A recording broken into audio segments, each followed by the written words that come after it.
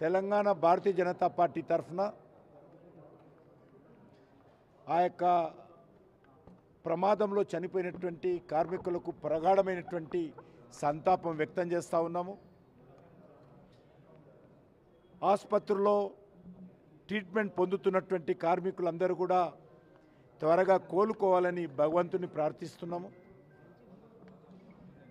ఆ సంఘటన పట్ల మా జిల్లా అధ్యక్షురాలు అదేవిధంగా మా యొక్క ఆ ప్రాంతానికి సంబంధించినటువంటి ఎమ్మెల్సీ అంజిరెడ్డి గారు వెంటనే ఫోన్ చేసినప్పుడు దాని విషయం ఎప్పటికప్పుడు తెలుసుకోవడం జరిగింది.